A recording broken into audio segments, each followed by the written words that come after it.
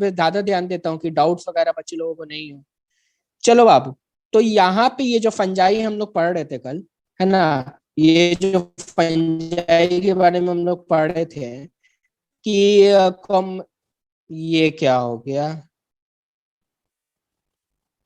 ये छोड़ो,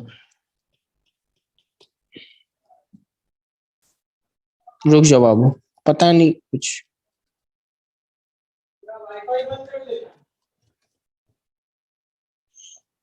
एक मिनट वेट।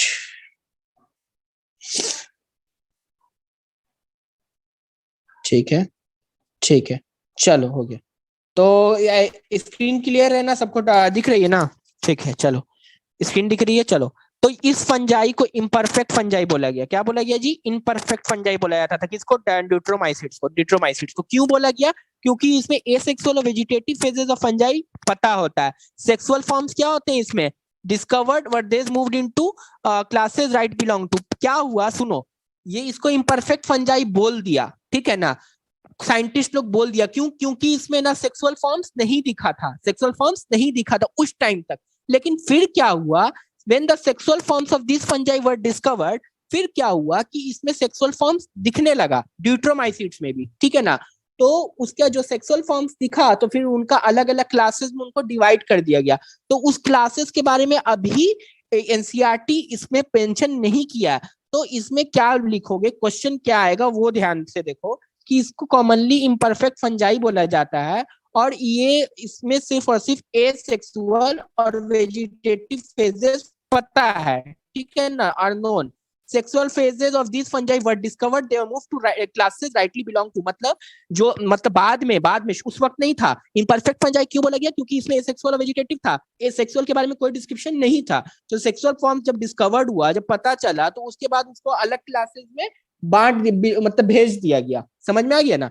तो जब सेक्सुअल फॉर्म्स पता चला, बाद में डिस्कवर हुआ साइंटिस्ट लोग के द्वारा, तो ड्यूट्रोमाइसिट्स के कुछ ग्रुप को उसको अलग अलग में भेज दिया गया, ठीक है ना, अलग क्लासेस में भेज दिया गया। जो क्लासेस अभी तुम लोग को 11th level, 12th level, NEET level पे नहीं पढ़नी कि कौन कौन से क्लासेस में भेजा गया, लेकिन कुछ कुछ के बारे में पता चलेगा आगे। यहीं पे एनसीईआरटी में मेंशन है कि कुछ कुछ को एस्कोमाइसिट्स और बैसिडियोमाइसिट्स में भी देखा गया। देखो, only perfect sexual stages of the members of the Deuterophysite were discovered. They were often moved to Ascomycete and Basidiomycetes. देखो यहाँ पे क्या एनसीईआरटी लिख रहा है, जब इसका सेक्सुअल स्टेजेस मतलब परफेक्ट, परफेक्ट, ये इम्परफेक्ट था। पहले ध्यान से देखो, ये जो फंजाई है ये क्या था? इम्परफेक्ट फंजाई था। क्यों इम्परफेक्ट फंजाई था? क्योंकि इसमें सेक्सुअल फॉर्म साइंटिस्ट लोग डिस्कवर नहीं कर पाया था। लेकिन जैसे इसमें डिस्कवर हुआ, सेक्सुअल फॉर्म, सेक्सुअल स्टेजेस के बारे में पता चला, तो इसको परफेक्ट बोला जाएगा, ठीक है ना। तब जब वंस परफेक्ट, मतलब वंस परफेक्ट का मतलब जब सेक्सुअल फॉर्म्स पता चला तब ये परफेक्ट हुआ। और सेक्सुअल फॉर्म्स अगर एब्सेंट रहेगा तो ये क्या बोला जाएगा? इम्परफेक्ट फंजाई बोला जाएगा। और इस फंजाई को कॉमनली क्या बोला जाता है? इम्परफेक्ट ही फंजाई बोला जाता है। समझ में आ गया ना? तो अब जैसे कि देखो यहाँ पे लिख रहा था कि sexual form of this fungi were discovered, they moved into classes rightly belong to. जब इसमें कुछ कुछ सेक्सुअल स्टेजेस पता चलता है तो उसके मेंबर्स, ड्यूट्रोमाइसिट्स के मेंबर को जब डिस्कवर्ड हुआ, पता चला, तो उनको कुछ कुछ को they were often moved to ascomycetes and basidiomycetes। कुछ कुछ को उस फंजाई को, मतलब जैसे पता चला तो उसको बैसिडियोमाइसिट्स में भेज दिया गया और एस्कोमाइसिट्स में भी भेज दिया गया। समझ में आ गया ना? क्लियर? उस समझ में आ गया ना कि मतलब जिसमें सेक्सुअल स्टेजेस पता चला बाद में, उसको वो क्लासेस में भेज दिया गया कि जो उसके लायक है। ये तो क्या है? ये फंजाई क्या है? ड्यूट्रोमाइसिट क्या है? इम्परफेक्ट फंजाई है। इसमें साइंटिस्ट लोग बोला कि नहीं, इसमें तो सेक्सुअल स्टेजेस प्रेजेंट ही नहीं होते। तो मतलब समझ में आ गया होगा। So it is also possible that the asexual and vegetative structure have been given one name, one placed under Deuteromycete and the sexual stage another and placed into another class। देखो क्या है यहाँ पे, लाइन क्या लिख रहा है NCERT यहाँ पे लाइन लिख रहा है, it is also possible that the asexual and vegetative stage have been given to one name। मतलब एसेक्सुअल और वेजिटेटिव स्टेज है, मतलब वो एक ही नाम है, मतलब दोनों एसेक्सुअल से रिलेटेड है। वो सबको किसके अंदर रखा गया? ड्यूट्रोमाइसिट्स के अंदर रखा गया। जैसे इसमें सेक्सुअल स्टेजेस अदर, मतलब सेक्सुअल स्टेजेस पता चला, उसको अदर क्लास में भेज दिया गया। कौन से अदर क्लास में भेजा गया था जी? एस्कोमाइसिट और बैसिडियोमाइसिट्स में भेज दिया गया था। क्लियर हो गया? समझ में आ गया? Later when the linkages were established, they were correctly identified and moved out of deuteromycetes. वही हुआ कि जैसे इनका लिंकेज पता चला कि अरे सेक्सुअल, इसमें पता चला कि सेक्सुअल भी प्रेजेंट है, साइंटिस्ट लोग पता चला, late the linkages were established, the fungi were identified and moved out of deuteromycetes, और उसको ड्यूट्रोमाइसिड से निकाल के वो जो क्लास के लायक थे उनको उसमें भेज दिया गया। समझ में आ गया ना? तो बेसिकली इस फंजाई के अंदर तुमको एसेक्सुअल और वेजिटेटिव फेजेस ही प्रेजेंट होते हैं, और ये फंजाई इम्परफेक्ट फंजाई होता है। परफेक्ट कब होता? जब इसके अंदर सेक्सुअल स्टेजेस प्रेजेंट होते हैं। लेकिन जब साइंटिस्ट लोग जब परफेक्ट सेक्सुअल स्टेजेस का जब पता लगा तो उसको अलग अलग क्लासेस में भेज दिया गया, क्योंकि इसमें फिट नहीं हो पाया।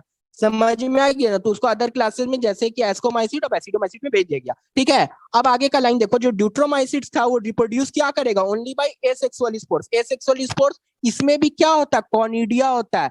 बहुत इंपॉर्टेंट है, कॉनिडिया किस में आता था? एसेक्सुअल स्पोर्स एस्कोमाइसिड्स में आता था। एस्कोमाइसिड्स में आता था ना जी, एसेक्सुअल स्पोर्स कॉनिडिया। याद आया? देखो ध्यान से देखो, कॉनिडियो फोर्स, कॉनिडिया ऑन जर्मिनेशन है ना, कॉनिडियो फोर्स क्या प्रेजेंट करता था? स्पोर्स क्या रहता था? The asexual spores are conidia. ध्यान से देखो यहाँ पे, है ना, कितना इंपॉर्टेंट है। तो एसेक्सुअल स्पोर्स कॉनिडिया, किसका किसका एसेक्सुअल स्पोर्स कॉनिडिया होगा? तुम्हारा एस्कोमाइसिड्स का भी होगा और साथ ही साथ ड्यूट्रोमाइसिड्स का भी होगा। सोचो कितना टिपिकल क्वेश्चन इसको बना सकता है। मेरे बुक के अंदर हर एक चीज इस टाइप का, टिपिकल हो अटिपिकल हो, हर एक चीज तुमको मिलेगा मेरे बुक के अंदर।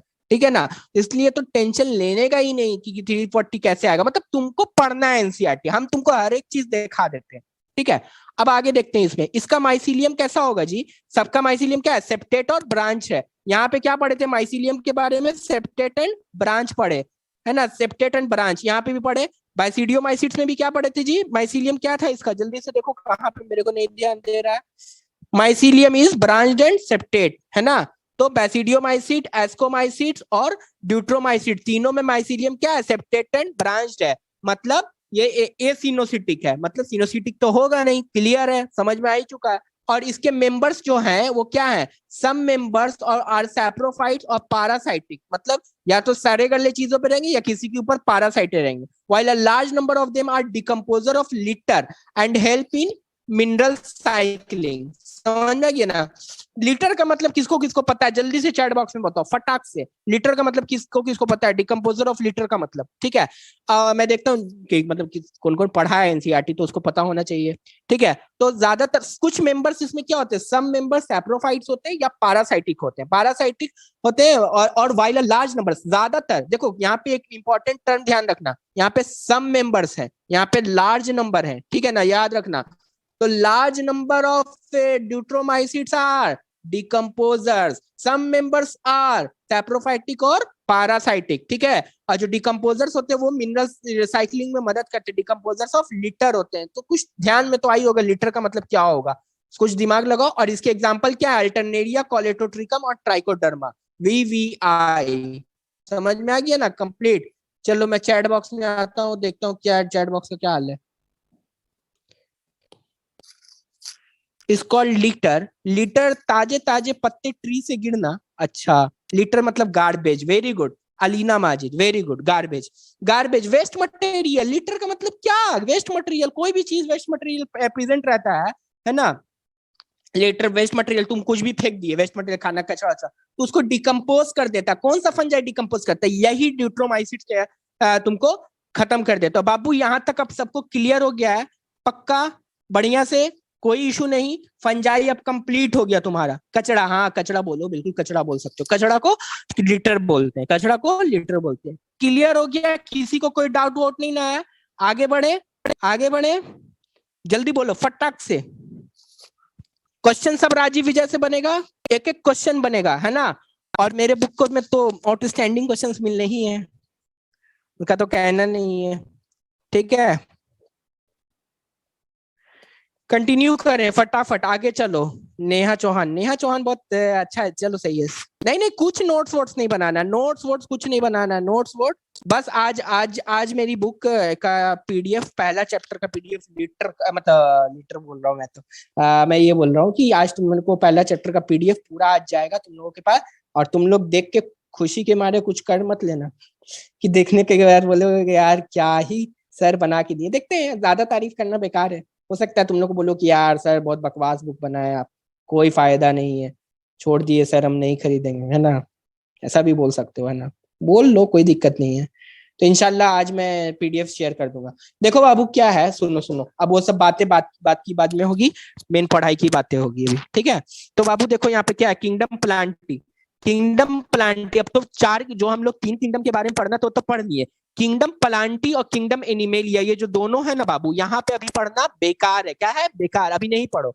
जैसे अभी हम लोग प्लांट किंगडम शुरू करेंगे ना, तो प्लांट किंगडम जो चैप्टर है, तो हम लोग प्लांट किंगडम थर्ड शुरू करेंगे। हम लोग का शुरुआत क्या होगा, यहां से होगा। एनिमलिया किंगडम का शुरुआत कहां से होगा, यहां से होगा। समझ में आ रहा है ना, तो ये पूरा पॉइंट उसी टाइम में पढ़ाएंगे तो ज्यादा अच्छा लगेगा, अभी पढ़ करके कोई फायदा नहीं है। किसी को कोई आपत्ति, समझ में आ गया मेरा मतलब? तो हम लोग अब डायरेक्ट किस पे कूदेंगे, वायरस पे कूदेंगे, ठीक है ना। तो ये दोनों चैप्टर का कोरिलेशन, ये क्वेश्चन कभी भी जाएगा ना यहाँ से घुसा करके, तो वो क्वेश्चन प्लांटी किंगडम में जोड़ा जाएगा। समझ में आ रहा है ना, इसके बारे में एक ब्रीफ इंट्रोडक्शन है प्लांट किंगडम का, समझ में आ रहा है ना, और एनिमलिया किंगडम का यहाँ पे ब्रीफ इंट्रोडक्शन है, ठीक है। तो कोई इशू नहीं होनी चाहिए। चलो, तो वायरसेस, विरवाइट्स, प्रियॉन्स और लाइकेंस, ठीक है। तो अब हम लोग इसके बारे में पढ़ेंगे। देखो बाबू, ये जो वायरसेस, विरवाइट्स, प्रियॉन्स, जानते हो, तुमको एक तो छोटा सा बात बताते हैं, ये जो प्रियॉन्स है ना, ये एमबीबीएस फर्स्ट ईयर में मेरे को क्वेश्चन आया था, समझे, प्रियॉन्स पे, मजाक नहीं कर रहा हूँ, सीरियसली बोल रहा हूँ, प्रियॉन्स आया था। और मैंने प्रियॉन्स की उस टाइम फर्स्ट ईयर में एमबीबीएस में, मैंने यहाँ से ही मतलब थोड़ा सा पॉइंट याद था प्रियॉन्स का, तो मैंने ये वाले पॉइंट्स छाप दिए थे। मेरे को उस टाइम में जो याद आ रहा था, प्रियॉन्स से रिलेटेड, सी आर जैकब, सीजेडी, तुम लोग सब पढ़ोगे, ठीक है ना। तो इसलिए इंपॉर्टेंट टॉपिक है, बहुत इंपॉर्टेंट टॉपिक है, तुम लोग आगे भी पढ़ना इंशाल्लाह, और अभी पढ़ना। अब देखो सुनो, फटक से, अब फालतू की बातें नहीं, आगे बढ़ते हैं। जो 5 किंगडम ऑफ क्लासिफिकेशन जिया था, कौन दिया था जी, विटेकर दिया था। There is no mention of lichens और some acellular organisms like viruses, viroids and prions. जो 5 किंगडम क्लासिफिकेशन जो दिया, कौन दिया भाई, तुम्हारा दोस्त दिया ना, दोस्त का नाम क्या था, विटेकर, आर एच विटेकर, है ना। तो ये साइंटिस्ट जो दिया, इसमें कहीं पे भी तुमको लाइकेंस का मेंशन था नहीं ना था। अरे 5 किंगडम में क्या आया था, मोनेरा आया था, प्रोटिस्टा आया था, फंजाई आया था, प्लांटी आया था, एनिमेलिया आया था, इसके अलावा तो कुछ भी नहीं आया था सर, है ना, पक्का ना सर, सही बोल रहे हैं ना, कुछ नहीं आया था। चलो बाबू, जब कुछ नहीं आया था, तो तुम लोग का क्या है यहाँ पे, एक सेकंड, हाँ, तो कुछ नहीं आया था, एक मिनट रुकना बाबू, एक मिनट, बस एक मिनट,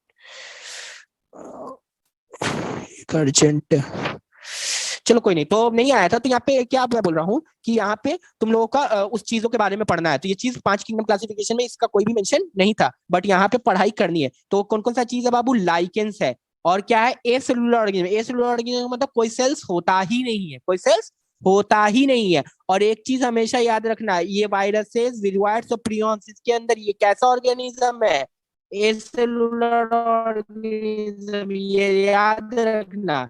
क्या लाइकेंस एसेलुलर ऑर्गेनिज्म है, नहीं, लाइकेंस एसेलुलर ऑर्गेनिज्म नहीं है।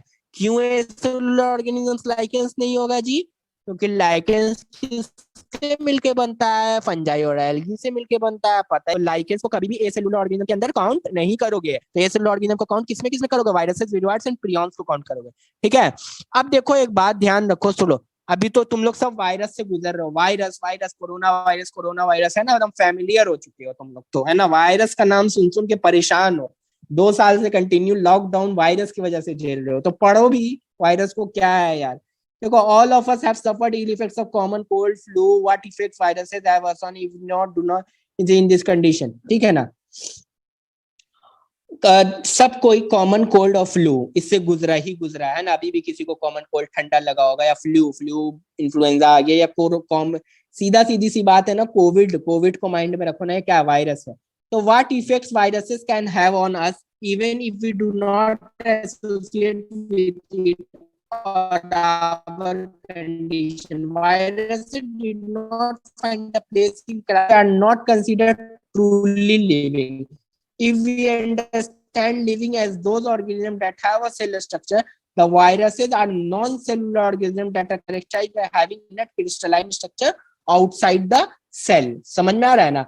सुनो बात ध्यान से, यहाँ पे क्या बोल रहा है कि वायरसेस क्या है, वायरसेस तुम लोग सबको ही कॉमन, ठंडा लगा तो वायरल फीवर हो गया, ये हो गया, सबको ही को पता है कि वायरस का क्या इफेक्ट होता है बॉडी पे, वायरस से इन्फेक्शन, सबको ये बात जानता ही जानता है। तो वायरस को सीधा सीधी सी बात है, यहाँ पे क्या लिख रहा है, वायरस को जगह क्यों नहीं मिला, आर.एच. विटेकर जो क्लासिफिकेशन किया उसमें इसको जगह क्यों नहीं मिला, क्योंकि ये because they are not considered truly living, क्योंकि ये ट्रूली लिविंग सही में है ही नहीं। समझ में आ रहा है ना, क्यों ट्रूली लिविंग नहीं है जी, क्योंकि वायरस बाहर रहता है तो उसको नॉन लिविंग बोला जाता है, वायरस जब बॉडी के अंदर आ गया तो एज अ लिविंग सिस्टम के थ्रू काम करने लगा, तो वायरस को ट्रूली लिविंग नहीं बोल सकते हो। समझ में आ रहा है ना, क्योंकि वायरस जब बाहर में है, जो तुम्हारे हाथ मतलब वायरस कहीं पे है, तो लिविंग नहीं है। जैसे तुम्हारे बॉडी के अंदर घुसेगा ना, जैसे उसको कोई एजेंट मिल गया, तो उस एजेंट के अंदर मतलब ब्लड के अंदर घुस गया, सलाइवा के अंदर, वो वहां पे जाकर के वो एक्शन करने लगा, तब वो लिविंग स्टेट में चला गया। मतलब उसको कोई लिविंग सिस्टम से जुड़ना जरूरी है, तब वो अपना एक्शन लिविंग जैसा करेगा। समझ में आ गया ना मतलब क्या कहने का। तो यहाँ पे मतलब ये है कि वायरस कभी भी ट्रूली लिविंग नहीं है। क्लियर, चलो। If we understand living as those organism that have a cell structure, पर तो लिविंग कहाँ से होगा, ये भी तो एनसीईआरटी बात बोल रहा है कि लिविंग कहाँ से होगा, इसमें तो सेल स्ट्रक्चर है ही नहीं। क्या पढ़े जी ऊपर में, वायरस क्या है, ए सेलुलर स्ट्रक्चर है ना जी, ए सेलुलर ऑर्गेनिज्म, सेल तो है ही नहीं।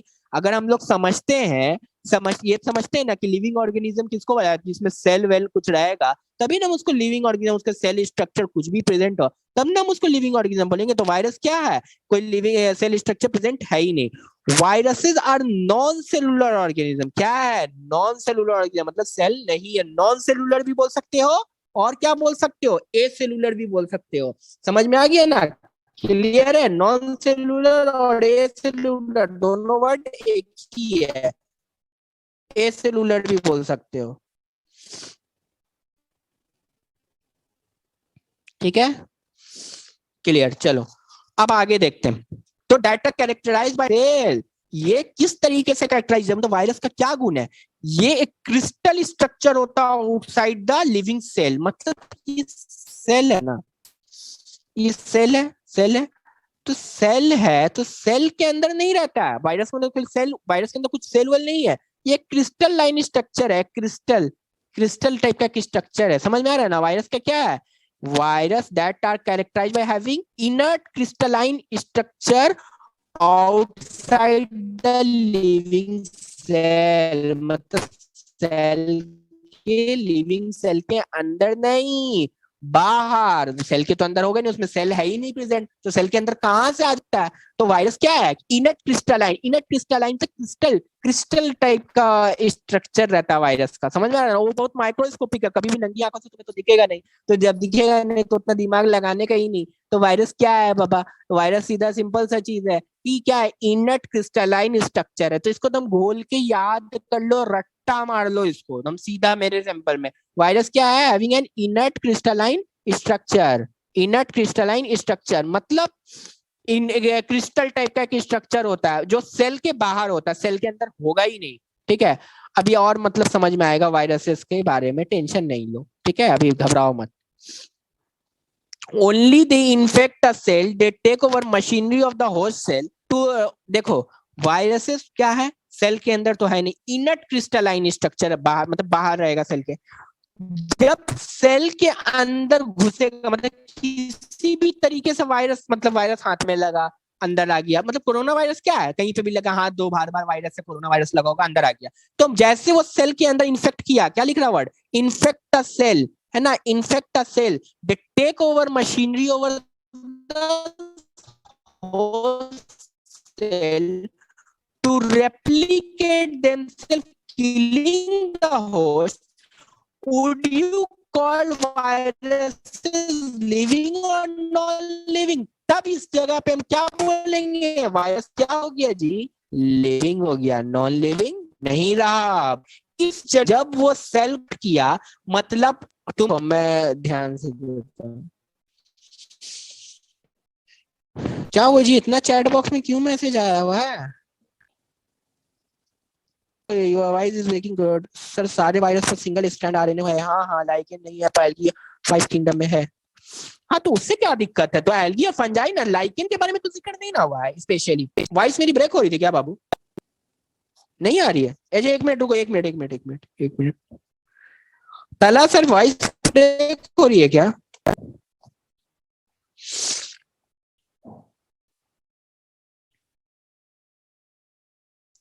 तला सर वॉइस ब्रेक हो रही है, अभी भी ब्रेक हो रही है। देखो मेरा नेट वेट तो बाबू बहुत अच्छा है, कोई इशू नहीं है वन नेट। अभी देखो, अभी अभी अभी।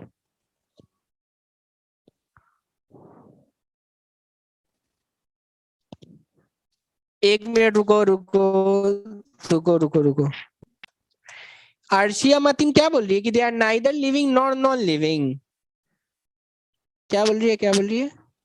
क्या अर्शिया मतीन क्या होता है? थोड़ा अर्शिया मतीन को माइक दिया जाए। मतलब वो बहुत अलग टाइप का बात बोल रही है, लेकिन ये तो कभी इम्पॉसिबल है वो चीज। जब वो लिविंग कब हो जाते हैं ना, दे आर लिविंग और नॉन लिविंग, और कभी भी ना लिविंग है ना नॉन लिविंग है, लेकिन जब सेल के अंदर इन्फेक्ट करते हैं ना, तो उनका क्राइटेरिया लिविंग जैसा हो जाता है। ये हमेशा याद रखो। हाँ अर्शिया मतीन बोलो, माइक दिया क्या ना, बोलो बोलो बोलो। क्या हुआ? सर मैं ये बोल रही थी कि सर वो border line of living and non living पर है सर, जो क्वेश्चन जो पूछ रहा था सर वो कि वो लिविंग है या नॉन लिविंग है करके। हाँ तो अभी जब वो हम क्या बोल रहे हैं उसमें, तो वायरस क्या है, एक तो लिविंग नॉन लिविंग, तो उसको कुछ डिफरेंशिएट नहीं कर रहे हो, ठीक है, हम तो ये बोले। जब वो बाहर है तो उसको एक तरीके से नॉन लिविंग ही बोलेंगे, ठीक है। उसको ना लिविंग और नॉन लिविंग कुछ भी नहीं है, वो तो बात ठीक है। तो वो बाहर है तो वो तो नॉन लिविंग या लिविंग, लिविंग तो बोल ही नहीं सकते, उसको नॉन ही लिविंग है। जब बॉडी के अंदर इन्फेक्ट करता है तो वो उसको लिविंग लिविंग नहीं बोल सकते हैं, ऐसा बताना। और शायद लगता है कि हम एमबीबीएस में करके हम लोग गलत पढ़ लिए। बताओ बताओ। सर आप जो बोल रहे हो सर सही बोल रहे हो कि बाहर वो नॉन लिविंग है और बॉडी के हम्म, अंदर लिविंग है। तो सर हाँ। इसलिए हम बोलते हैं कि वायरसेस बॉर्डर लाइन पे लिविंग एंड नॉन लिविंग है सर, बस यही बोल रही थी मैं। अच्छा बस यही बोल रही तो, हाँ तो लेकिन ये बात एकदम ध्यान रखना अपने दिमाग में, ये मत रखना कि कभी भी कि वायरस जो है कि वो बॉडी के अंदर आने के बाद भी ना, तो वो नॉन लिविंग और लिविंग में मतलब डिफरेंस नहीं रहेगा, वो लिविंग एक्ट कर जाता है। बेसिकली वायरस क्या है कि मतलब तुम्हारा वायरस क्या है कि लिविंग और नॉन लिविंग, मतलब कि बाहर है। मेरे हाथ में वायरस लगा हुआ है, देखो मेरे हाथ में वायरस लगा हुआ है, ठीक है, वायरस है, दिख रहा है ना मेरा हाथ? तो यहाँ पे वायरसेस है बहुत सारा, ठीक है। तो बहुत सारा वायरस अभी लगा हुआ है। तो ये क्या है अभी, वायरस क्या है तुम्हारा, लिविंग है कि नॉन लिविंग है? नॉन लिविंग है यहाँ पे, ठीक है ना। तो इसको इसको लिविंग नहीं बोल सकते एक तरीके से, समझ रहे हो ना। तो उसी वर्ड को कॉम्प्लिकेट करना हुआ कि लिविंग और नॉन लिविंग ऐसा कह सकते हो, ठीक है, वो चीज बोला। तो अभी क्या है, मेरे हाथ में वायरस नॉन लिविंग है। अब ये वायरस हम हाथ में ऐसे, मतलब मेरे जबान में मैंने चाट लिया इसको, वो वायरस मेरे बॉडी के अंदर गया। अब क्या है कि सेल के अंदर आकर करके वो मिल गया, ठीक है। तो वो क्या हो जाएगा, लिविंग कर लेगा, क्योंकि वो सेल के ऊपर, सेल के अंदर घुसने के बाद उसका मशीनरी ले लिया ना। वो सेल का मशीन, तो सेल क्या है, सेल हमारे बॉडी में क्या है, लिविंग है। तो जब वो लिविंग है तो वो फिर क्या एक्ट करने लगेगा, लिविंग एक्ट करने लगेगा। बात जो यहाँ पे बीच में ये बोल रही हो कि ये ठीक है कि वायरस लिविंग नॉन लिविंग दोनों में मतलब कॉम्प्लिकेशन है, ठीक है, लिविंग भी है और नॉन लिविंग भी, दोनों है, ठीक है ना। जब बाहर है तो वो नॉन लिविंग है और अंदर है तो वो लिविंग है। क्लियर? Yes sir. हम्म, ठीक।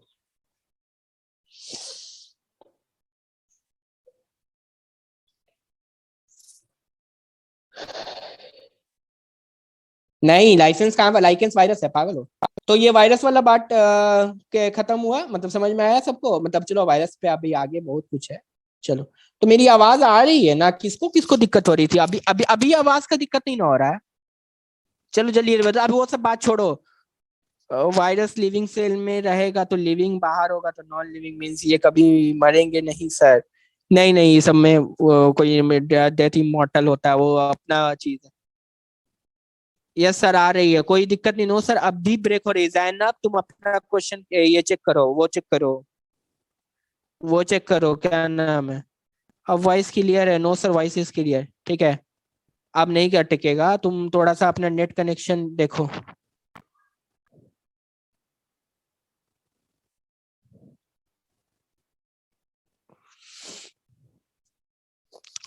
तुम लोग के अंदर ना, हम एक चीज देखे हैं बच्चा लोग के अंदर यहाँ पे, कि तुम लोग के अंदर क्वेश्चंस जो है ना, मतलब पूछने का मतलब कुछ कुछ बच्चा ही पूछ रहा है कि सर मतलब ये कह सकते हैं, कहने का मतलब ना फिलोसफी क्वेश्चन बहुत पूछते हो तुम लोग, सर ऐसा क्या होगा मतलब ना, अरे यार सब जान जाओगे आगे, अभी बहुत टाइम है, इतना मत ही उतावले हो, इसको दिमाग में घुसाओ, एनसीईआरटी को, एमबीबीएस करोगे ना तो तुम्हें हर एक बातें पता ही चलती जाएगी कि क्या है।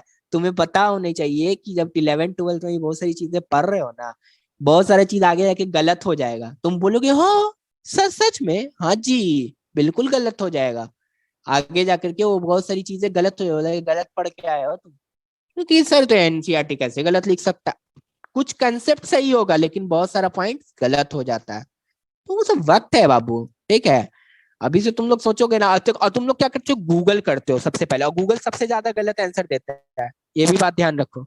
अगर गूगल ही सब कुछ होता तो डॉक्टर्स नहीं होते इस दुनिया में, लोग क्या करते हैं, बीमारी हुआ गूगल पे सर्च कर लिया, और सब बीमारी का सिम्टम्स दिखाएगा, हेड एक ये वो, और हो सकता है चेस्ट पेन लिखोगे ना, गूगल पे सर्च करना कभी कि सर मुझे आया चेस्ट पेन लाइक दैट, तो तुमको गूगल सीधा बताएगा ना कि तुम्हें हार्ट अटैक आने वाला है, ठीक है, तो तुम तो घबरा जाओगे बिल्कुल, और तुम बोलोगे यार वो तो और डॉक्टर्स की नजर में तो वो तो सिंपल गैस का दर्द था, ठीक है ना, have acidic reflux GERD like that, है ना।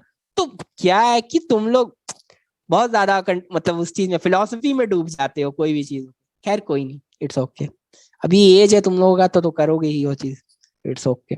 तो देखो बाबू, जो वायरस का नेम है, छोड़ो छोड़ो ये सब तो मतलब समझ में आ गया ना, अभी ये सब फिगर भी हम लोग देखेंगे, और ये जो दोनों फिगर है ना बहुत इंपॉर्टेंट है, एक है टीएमवी का ये डायग्राम, और एक ही है बैक्टीरियोफेज का डायग्राम। अब बैक्टीरियोफेज का मतलब खत पता होना चाहिए कि वैसा वायरस जो बैक्टीरिया खाए, या बैक्टीरिया वैसा जो वायरस खाए, क्या है इसका मतलब, ध्यान में अभी सब पता ही चल जाएगा तुमको। चलो चलो बाबू, देखो फटाफट खत्म करना है आज वायरस को। तो वायरस क्या है बाबू, वायरस छोटा ही से ना टॉपिक, चलो देखो वायरस क्या है, वायरस का जो नेम था, सॉरी सॉरी सॉरी सॉरी, आवाज आ ही रही होगी सबकी, अगर कोई आवाज नहीं आए ना तो तला सर किसी का हैंड रेस है अगर चैट बॉक्स में है तो प्लीज आप हमको बोल दीजिएगा कि इनको आवाज नहीं आ रही है, मैं देखूंगा नहीं अभी। तो जो वायरस क्या है, जो नाम जो वायरस का है उसका मतलब क्या होता है बाबू, वायरस का नाम का मतलब क्या है, वेनम और पॉइजनस फ्लूइड होता है, क्या होता है, वेनम और पॉइजनस फ्लूइड होता है, समझ में आ गया ना। तो वेनम और पॉइजनस फ्लूइड किसको बोलते हैं हम लोग, वायरस का मतलब ही क्या होता है, वेनम या पॉइजनस फ्लूइड, ऐसा मतलब जहरीला फ्लूइड, वाज गिवन बाय, जो ये नाम था इसका, ये जो मतलब है वेनम और पॉइजनस फ्लूइड, ये कौन दिया, डमित्री इवानोविस्की, ठीक है ना, कब कौन से साल में दिया था, 1892 में, ठीक है ना। ये क्या बताया, recognize certain microbes as causal organism of mosaic disease of tobacco, they were found to be smaller than the bacteria because they even passed through the bacteria proof filter। ये इसका नाम इसलिए दिया, ठीक है ना, देखो सुनो क्या, सुनो, ये कौन दिया था, डमित्री इवानोविस्की, क्या नाम दिया था, वायरस का मतलब वेनम, वेनम या पॉइजनस फ्लूइड। ये साइंटिस्ट किया क्या, बहुत सारा माइक्रोब्स, माइक्रोब्स का मतलब क्या हो गया, बैक्टीरिया पैथोजेंस, मतलब बैक्टीरिया प्रोटोजोआ सब आ गया उसमें, वायरस माइक्रोब्स में सब आ गया, तो माइक्रोब्स मींस कंप्लीट छोटे छोटे जो माइक्रोब्स, माइक्रो ऑर्गेनिजम्स आ गए, माइक्रोब्स में माइक्रो ऑर्गेनिजम्स आ गए। तो बहुत सारे माइक्रोस्कोप देखा, as causal organism of the mosaic disease of tobacco, एक बीमारी देखा जिस टोबैको में, कौन सा, टोबैको के पत्ता में या पेड़ में या जो प्लांट है उसमें देखा कि मोजाइक डिजीज हो रहा है, समझ में आ रहा है ना। तो उसका पता लगाना शुरू किया, recognize certain microbes as causal organism of the mosaic disease of tobacco. तो मतलब एक ये टोबैको का प्लांट है, ठीक है, ठीक है, ये टोबैको का प्लांट है, इस प्लांट में कौन सा बीमारी हो रहा है, मोजाइक डिजीज हो रहा है, ये डिजीज हो गई, ठीक है, मोजाइक डिजीज हो गया। ये जो मोजाइक डिजीज हुआ बाबू, मोजाइक डिजीज हुआ टोबैको पे, ठीक है, तो ये जो मोजाइक डिजीज हो रहा है तो ये पता लगा रहा था, एक सेकंड रुकना, हेलो हेलो, हाँ जी हेलो, हेलो, हाँ जी हेलो, तो सॉरी सॉरी एक कॉल था। तो यहाँ पे क्या है कि बेसिकली तो ये मोजाइक डिजीज था लगा हुआ, तो उसको क्या बोला, मोजाइक डिजीज ऑफ टोबैको बोला, है ना, मोजाइक डिजीज ऑफ टोबैको। तो ये जो मोजाइक डिजीज ऑफ टोबैको था, तो ये साइंटिस्ट पता लगाने लगा कि ये मोजाइक डिजीज ऑफ टोबैको हो किसके वजह से रहा है। तो they were found to be smaller than bacteria because they pass through bacteria proof filters. तब ये माइक्रोब्स के बारे में पता चला है, तो ये देखा कि बैक्टीरिया फिल्टर्स लिया, ठीक है ना, ये बैक्टीरिया फिल्टर्स था, मतलब ऐसा फिल्टर जिससे बैक्टीरिया पास हो सके, ठीक है ना, मतलब बैक्टीरिया प्रूफ फिल्टर से, मतलब कि बैक्टीरिया पास नहीं हो पाएगा, समझ में आ रहा है ना, ऐसा फिल्टर जैसे कि इसमें बैक्टीरिया डाल रहे हैं तो इसमें बैक्टीरिया पास हो जाता, तो ये बैक्टीरिया नहीं रहता, कुछ और चीज रहता, तो इसमें ये देखा they were found to be smaller than bacteria, मतलब वो बैक्टीरिया से भी छोटे होते हैं। तो ये चीज ध्यान रखना, वायरस क्या होता है, वायरस स्मॉलर देन बैक्टीरिया होता है because they pass through the bacteria proof filters, मतलब बैक्टीरिया प्रूफ मतलब जिससे बैक्टीरिया पास होते हैं उससे भी छोटा था और इजिली वो पास हो गया बैक्टीरिया प्रूफ फिल्टर से, ठीक है ना। तो इसीलिए ये नाम वेनम दिया, वायरस का नाम वेनम दिया और पॉइजनस फ्लूइड दिया, पॉइजनस फ्लूइड या वेनम बोला इसको, ठीक है ना। और ये बताया कि मोजाइक डिजीज जो टोबैको में हो रहा है उसका कोई कारण है, जो चीज बैक्टीरिया से भी छोटा है, क्योंकि वो इजिली बैक्टीरिया प्रूफ फिल्टर से पास हो जा रहा था, ठीक है। अब दूसरा साइंटिस्ट है, ये 1892 में बोला, याद रखती जाओ 1892 में ये बात बोला। अब 1898 की बात हो रही है, कितना, ठीक 6 साल के बाद, ठीक 6 साल के बाद क्या हुआ, demonstrated that M W Beijerinck, ठीक है। तो ये साइंटिस्ट आया और बताया, demonstrated the extract of the infected plant of tobacco could cause infection in healthy plant and called as fluid as contagium vivum fluid in infectious living fluid. अब बात देखो क्या हुआ फिर 6 साल के बाद, दमित्री वैनोविस्की जो था, दमित्री वैनोविस्की बहुत मतलब 1892 में ये बताया कि जो टोबैको में मोजाइक डिजीज हो जा रहा था, तो वो पता चला कि बैक्टीरिया से भी छोटा होता है और इसका वायरस का ये नाम दे दिया वेनम और पॉइजनस फ्लूइड। फिर उसके बाद 6 साल के बाद ये जो दूसरा साइंटिस्ट आया वो क्या किया कि ये इन्फेक्टेड प्लांट्स जो था इसका एक एक्सट्रैक्ट निकाला, क्या निकाला, एक्सट्रैक्ट मतलब एक पार्ट टुकड़ा लिया और उस पर रिसर्च किया, ठीक है। रिसर्च क्या किया, एक्सट्रैक्ट निकाल करके एक्सट्रैक्ट निकाला और उसको लेकर के गया, ये इन्फेक्टेड प्लांट का एक्सट्रैक्ट निकाला, समझ में आ रहा है ना, इस टोबैको के, ठीक है। और क्या किया कि जो अच्छा पेड़ था, जो अच्छा टोबैको का पेड़ था उसमें जाकर के ये एक्सट्रैक्ट को डाल दिया। तो जैसे डाला, could cause infection in healthy plants, और तो देखा क्या कि इसमें भी वो बीमारी पैदा होने लगी, कौन सी, मोजाइक डिजीज होने लगी, मोजाइक डिजीज होने लगी। तो इसको ये नाम दे दिया, इस फ्लूइड को, मतलब ये एक्सट्रैक्ट निकाल कर किसमें किया, तो उसने इस फ्लूइड को नाम दे दिया कॉन्टेजियम वाइवम फ्लूइड, तो इसको बोला इन्फेक्शियस लिविंग फ्लूइड। तो इसका नाम ये कौन दिया था, कंटेजियम वाइवम फ्लूइडम या इन्फेक्शियस लिविंग फ्लूइड, कौन दिया था, एम बाइजरनिक दिया था। तो ये काम क्या किया, समझ में आ गया। अब इसके ठीक है कितना साल के बाद, 35 और 2 37 साल के बाद, आफ्टर 37 ईयर्स, ठीक है ना, 1935 में कौन साइंटिस्ट आया, WM स्टैनली, कितना सालों के बाद, 37 ईयर्स के बाद आया, शोड दैट, उसने बताया कि वायरसेस कुड बी क्रिस्टलाइज, मतलब क्रिस्टल, क्रिस्टल समझते हो ना, जेली टाइप का बोलो या कुछ ऐसा बोलो कि ना, मतलब क्रिस्टल, क्रिस्टल क्लियर है ना, क्रिस्टल, तो मतलब समझ ही रहे होगे सब। तो ये क्या है कि उसने बोला, उसने ये बोला कि virus could be crystallise and crystals consist of largely of proteins, मतलब they are inert outside the specific host cell, तो viruses are obligate parasites। अब मतलब समझ में आया क्या क्या ये बात बोला, नहीं समझे होगे तुम लोग, नहीं समझे होगे, आई अंडरस्टैंड, तुम लोग नहीं समझे होगे क्या बोला ये, सुनो देख लेते हैं, सबको आवाजें जा रही है ना, 18 चैट आया हुआ है।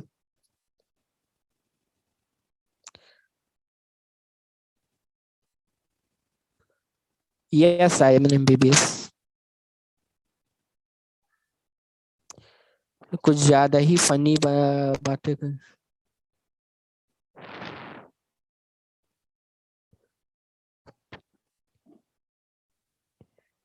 वॉइस आ रही है ना सबको, कोई दिक्कत नहीं ना, पक्का।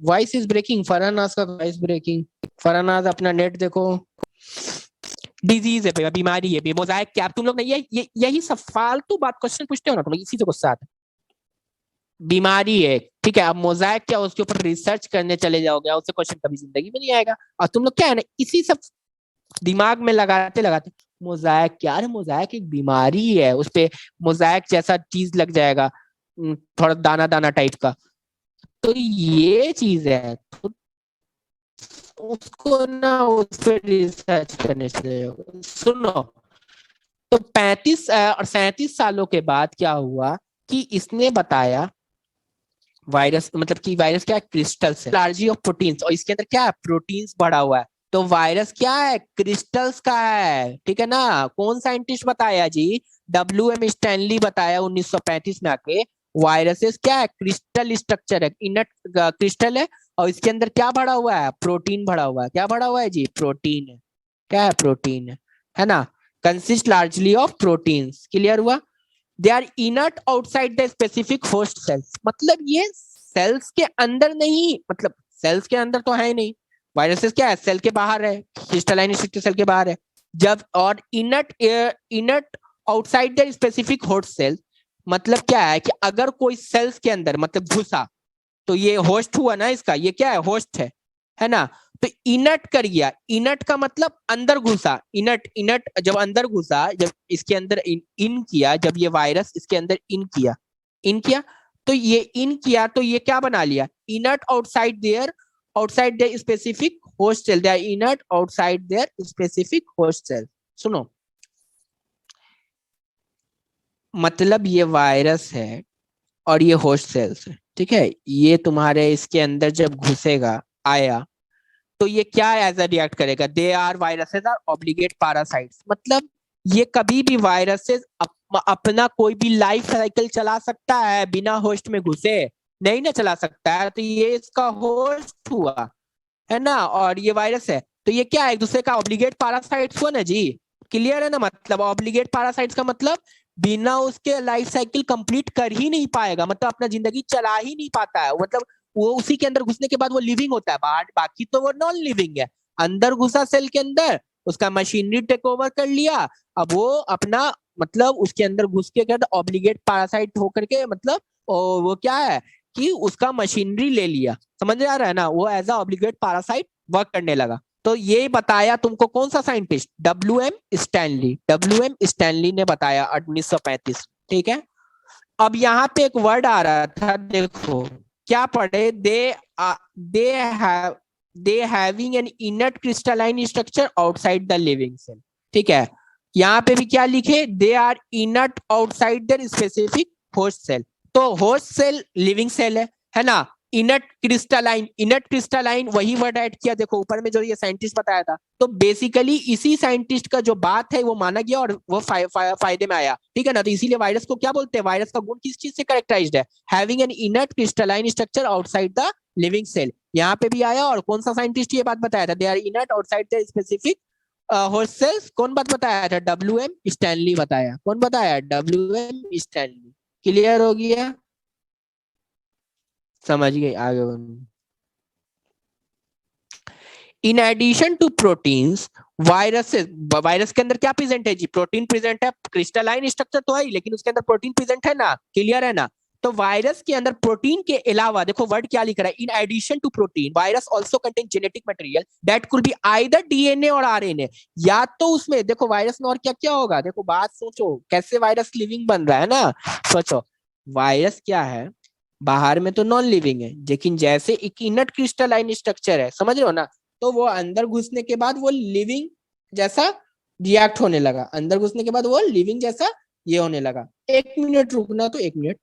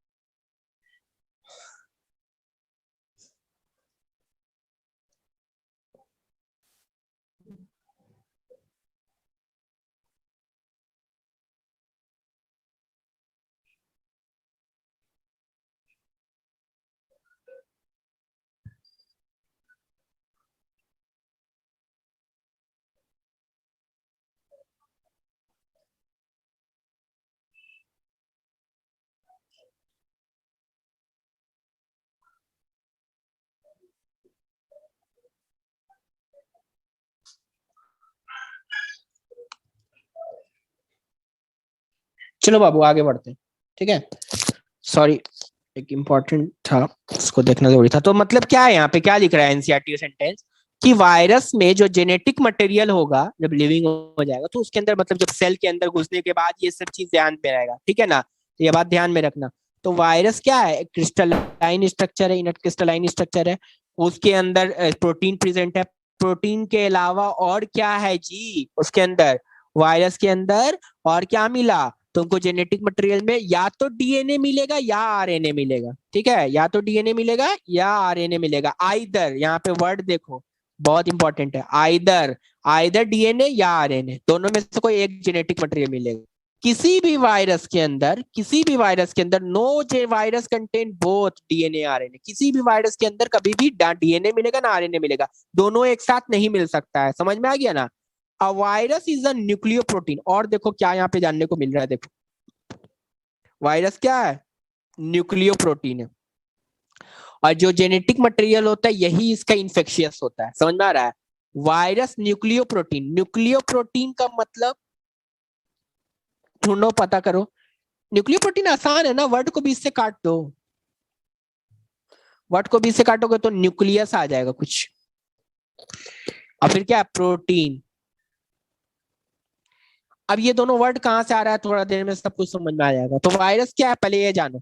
वायरस तो तुम तो समझ ही गए कि बेसिकली वो बाहर, वायरस का जो भी ये फंक्शन दिखा रहा है ना बाबू, जो भी चीज दिखा रहा है वो बॉडी में अंदर आने के बाद दिखा रहा है, ठीक है, सेल से मिलने के बाद। तो न्यूक्लियस और प्रोटीन इसमें मिला, वायरस क्या है, न्यूक्लियस और प्रोटीन के साथ बना हुआ है। और साथ ही साथ इसमें क्या है कि इसमें क्या है कि ये जब सेल में टेक ओवर कर लिया, न्यूक्लियस भी आ गया। तो बेसिकली यहाँ पे क्या है कि इसके अंदर जो जेनेटिक मटेरियल या तो डीएनए या आरएनए होगा, यही चीज इसका क्या होता है, इन्फेक्शियस होता है। क्या होता है, इन्फेक्शियस होता है, जेनेटिक मटेरियल बेसिकली इसका इन्फेक्शियस होगा। अब आगे बढ़ाते हैं हम लोग, ठीक है। In general, viruses that infect plants have single-stranded RNA, or viruses that infect in animals have either single or double-stranded RNA or double-stranded DNA. Bacterial viruses or bacteriophages, मतलब virus that infect bacteria, are usually double-stranded DNA viruses. देखो ये जो तीन कहानी लिखा है, तीन कहानी लिखा, वो क्या कहानी लिखा सुनो, पहले तो मेरा बात ध्यान से समझना हर एक चीज, ठीक है। सबको समझ में आ गया, मतलब ये समझ में आया कि वायरस क्या इनर्ट क्रिस्टलाइन स्ट्रक्चर है, मतलब लिविंग सेल पे, ठीक है। तो जब सेल के अंदर घुसा, जो क्रिस्टलाइन स्ट्रक्चर घुसा, तब उसका मतलब उसके अंदर उसका मशीनरी टेक ओवर किया सेल के अंदर, तो सेल के अंदर उसके अंदर जो न्यूक्लियस भी प्रेजेंट होगा, तो उसके अंदर न्यूक्लियस से मिलकर वो एज अ न्यूक्लियो प्रोटीन भी बना लिया। अब उसका जेनेटिक मटेरियल भी ले लिया, तो जेनेटिक मटेरियल जो लेगा, वायरस के अंदर जो आएगा जेनेटिक मटेरियल, वो या तो सिर्फ आरएनए आएगा या नहीं तो डीएनए आएगा, ठीक है। तो जेनेटिक मटेरियल जो डीएनए आरएनए होता है ना, यही चीज इन्फेक्शियस होता है, इसी से बॉडी में बीमारियां पैदा होती है। वायरस का मेन जो चीज अंदर में प्रेजेंट होता है वो जेनेटिक मटेरियल जो है, आरएनए या डीएनए, यही चीज क्या है, इन्फेक्शियस है, ठीक है। और क्या बोल रहा है कि वायरसेस जो प्लांट को इन्फेक्ट करता है, जो प्लांट को इन्फेक्ट करता है, ठीक है, प्लांट को, viruses that infect plants have single stranded RNA, और viruses that infect animals have either single or double stranded RNA or double stranded DNA. देखो इसको ऐसे भी लिखा जा सकता है, प्लांट्स को, प्लांट्स को एसएस आरएनए मतलब सिंगल आरएनए, एनिमल्स को, एनिमल्स को क्या लिखेगा, या तो सिंगल स्ट्रैंडेड आरएनए या डबल स्ट्रैंडेड आरएनए या डबल स्ट्रैंडेड डीएनए। देखो क्या है कि एनिमल में कोई भी एक ही जेनेटिक मटेरियल प्रेजेंट रहेगा, कभी भी दो जेनेटिक मटेरियल नहीं प्रेजेंट रहेगा, या तो ये प्रेजेंट रहेगा या तो ये प्रेजेंट रहेगा या तो ये प्रेजेंट रहेगा। प्लांट को जब भी इन्फेक्ट करेगा तो उसमें सिर्फ और सिर्फ ये प्रेजेंट रहेगा। और जो वायरस जो बैक्टीरिया को इन्फेक्ट करता है, मतलब बैक्टीरिया में भी लग जाता है, तो वो बैक्टीरियोफेज उसको बोलते हैं, ठीक है ना, बैक्टीरियोफेज। तो जो वायरस बैक्टीरिया के अंदर घुस जाता है तो उसको हम लोग बैक्टीरियोफेज बोलते हैं। और बैक्टीरियोफेज का देखो यहाँ पे क्या लिखा हुआ है, virus that infect the bacteria, मतलब जो बैक्टीरिया को इन्फेक्ट करते हैं बैक्टीरियोफेजेस, ठीक है ना। तो उसमें क्या होगा, उसमें क्या होगा, usually double stranded DNA virus है, ठीक है ना। तो इसमें क्या होगा, डबल स्टैंडर्ड। ठीक है, तो ये तीनों पॉइंट एकदम ध्यान में रखना, ध्यान है, जिसको लिख भी लो। तो DS stand for double standard, DS SS stand for single standard. समझ में आ ही गया है सबको मतलब। चलो चैट बॉक्स का हालचाल देख लेते हैं किसी को। बाप 26 चैट बॉक्स आए हुए हैं।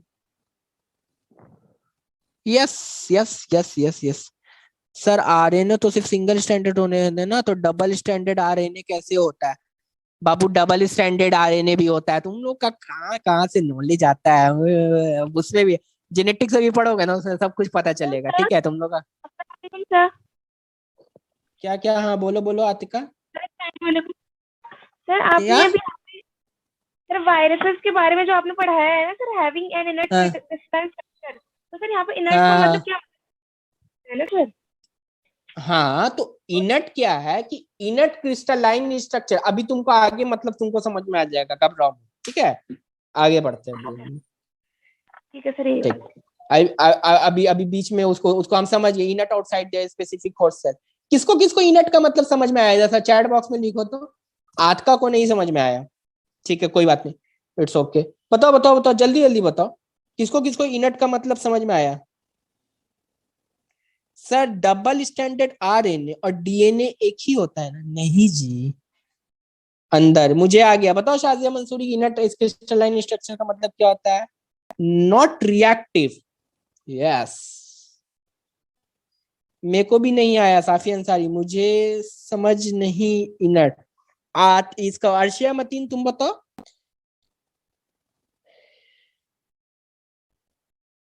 Not reactive, Shamiya Usmani, इनट means not reactive.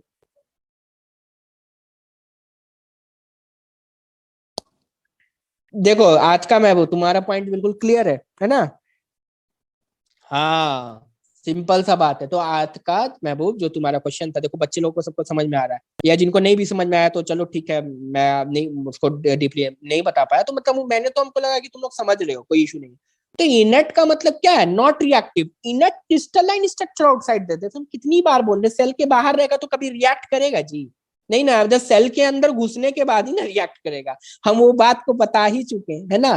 तो इनट क्रिस्टलाइन मतलब नॉट रिएक्टिव, बाहर में वो है तो वो रिएक्ट नहीं कर रहा। जब अंदर घुसेगा, होस्ट सेल्स के अंदर आया, तब वो क्या हो गया? रिएक्टिव हो गया।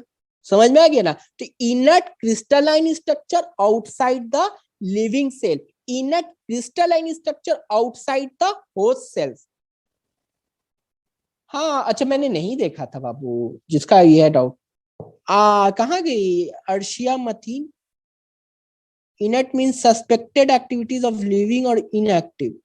बा तुम्हारा तो कुछ हेवी वाला मतलब सेंटेंस आया, सस्पेक्टेड एक्टिविटीज। हाँ हाँ ठीक है, सही बोल रही हो। नॉट रिएक्टिव सिंपल सा बात है, नो एबिलिटी टू रिएक्ट। चलो ठीक है, चलो चलो बच्चे लोग, जो तो जल्दी जल्दी आगे खत्म करते हैं, है ना? तो अभी वाला मतलब तो सबको समझ में आ ही चुका है। तो चलो यहाँ पे देखते हैं हम लोग। बैक्टीरियो वायरस, बैक्टीरियोफेज वायरस है दैट इन्फेक्ट बैक्टीरिया।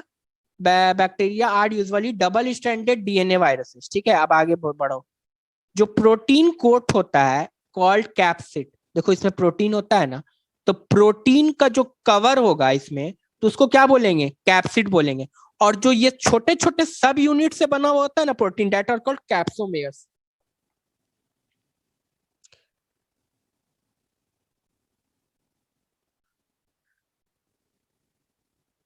देखो यहाँ पे कैप्सिड दिखाई दे रहा है, अब इसी के अंदर जो छोटा छोटा सब यूनिट्स है ना, उसको पूरा क्या बोलेंगे हम लोग? छोटा छोटा सब यूनिट्स होगा उसको हम लोग क्या बोलेंगे? यहाँ पे कैप्सिड दिखाई दे रहा है ना, तो ये क्या? प्रोटीन कोट है। क्या बोलोगे इसको? Protein coat.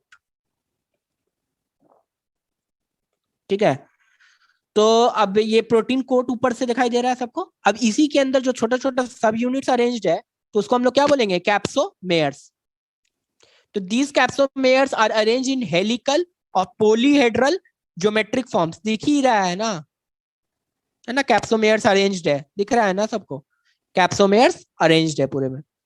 ठीक है, तो ये देखो, तो प्रोटीन कोड जो हो गया तुम्हारा, तो वो क्या है? Caps the protein code called capsid. ठीक है, अब ये कैप्सिड किस चीज का बना हुआ है? जो प्रोटीन कोट बना हुआ है किस चीज का बना हुआ है? प्रोटीन है तो इसमें अंदर किस चीज का बना हुआ है?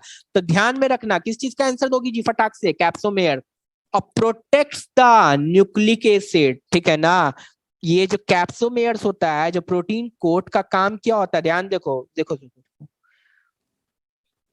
ये प्रोटीन कोट है, ठीक है। इस किस चीज का सब यूनिट्स के बना हुआ है? प्रोटीन कोट कैप्सोमेयर से बना हुआ है, ठीक है। कैप्सोमेयर्स क्या अरेंज्ड है? या तो हेलिकल वे में अरेंज रहेंगे या पॉलीहेड्रल, है ना, इस टाइप के, या हेलिकल हेलिक्स फॉर्म में रहेंगे, ठीक है, या ज्योमेट्रिक फॉर्म्स में रहते हैं, ठीक है ना। तो क्या तीन फॉर्म में अरेंज रहता है, ध्यान से देखो, हेलिकल, पॉलीहेड्रल, ज्योमेट्रिक फॉर्म्स। ये पॉलीहेड्रल ज्योमेट्रिक फॉर्म्स हो गए, हेलिकल फॉर्म हो गए। तो ये कैप्सोमेयर्स इस फॉर्म में अरेंज रहता है। और ये जो प्रोटीन कोट होता है ना बाबू, इसका मेन फंक्शन क्या होता है? इसका फंक्शन होता है प्रोटेक्शन करना, किस चीज को? या जो इसमें डीएनए या आरएनए है ना, या और आरएनए जो प्रेजेंट रहेगा, उसको कौन प्रोटेक्ट करता है बाबू? कौन प्रोटेक्ट करता है? तो आंसर क्या होगा? कैप्सिड प्रोटेक्ट करता है। क्या प्रोटेक्ट करता है? कैप्सिड। कैप्सिड को क्या बोलते हैं बाबू? कैप्सिड को बोलते हैं हम लोग प्रोटीन कोट बोलते हैं। कैप्सिड किस चीज का बना होता है बच्चा लोग? कैप्सोमेयर्स का बना होता है। क्लियर हो गया? अब देखो, अब हम लोग आगे बढ़ते हैं, है ना। अब बस हम इसको चैप्टर को एंड पे आ रहा है। Viruses cause diseases like mumps, small pox. Mumps, mumps जानते हो ना? मम्स सबको फील किया हो तो गाल फूल जाता है ना, मम्स हो जाता है, इस टाइप का देखे होगे तुम लोग। स्मॉल पॉक्स, ठीक है, स्मॉल मम्स में, sorry sorry sorry sorry sorry sorry sorry sorry sorry, ठीक है, मम्स में एक और भी चीजें होती है। मम्स में तुम लोगों को ना वो छोटी छोटी दाना टाइप का, देखो मैं उसका फिगर तुम लोग को दिखाऊंगा मम्स का भी, थोड़ा देर रुको, ठीक है। मम्स और स्मॉल पॉक्स का मैं डायग्राम दिखाता हूँ, फिगर दिखाता हूँ कैसा होता है मम्स और जो वायरस से डिजीज होता है। तो मम्स और स्मॉल पॉक्स जो डिजीज है वो किससे होता है? वायरस से होता है, याद रखना। और क्या वायरस से होता है? हर्पीज हो गया, इन्फ्लुएंजा हो गया, ये सब क्या चीज से डिजीज होता है जी? वायरस से होता है। Herpes, small pox, mumps, influenza. समझ में आया? तो ये सब चीज किससे होगा? वायरस से होगा। AIDS in a human is also caused by a virus. समझ में आया? तो एड्स का बीमारी भी किससे होता है? वायरस से होता है। एक्वायर्ड इम्यूनोडिफिशियेंसी सिंड्रोम कौन सी चीज से होता है जी? एड्स। इस कब के बारे में जानते हो तुम? देखो, मम्स हो गया, स्मॉल पॉक्स हो गया, हर्पीज हो गया, इन्फ्लुएंजा हो गया, human health and disease chapter है ना बाबू, उससे कोरिलेटेड में ये चीज के बारे में डिटेल में पढ़ोगे कि इन्फ्लुएंजा किससे होता है, कौन से वायरस से होता है, तो स्मॉल पॉक्स कौन से चीज से, उसे वायरस से होता है, फिर मम्स किस वायरस से होता है, ठीक है। तो वो सब चीजें पढ़ोगे आगे। तो ठीक है, अब आगे देखते हैं। एड्स क्या होता है जो ह्यूमन बींग में होता है? तो वो is also caused by a virus. वो किसी चीज से होता है, एचआईवी वायरस से होता है, सबको पता ही है। जो प्लांट्स में जो सिम्टम्स दिखाई देते हैं, अगर प्लांट्स में वायरस लगता है, मतलब वायरल बीमारी लगा, तो उनके में जो सिम्टम्स दिखाई देंगे। अभी ना एक प्लांट का बीमारी देखे थी जी, टोबैको प्लांट में वायरस लगा, तो क्या देखे? तो उसमें मोजाइक का फॉर्मेशन होने लगेगा। तो सिम्टम्स क्या क्या दिखाई देगा अगर प्लांट्स में वायरल डिजीज हुआ? तो उसमें क्या क्या सिम्टम्स दिखाई देगा?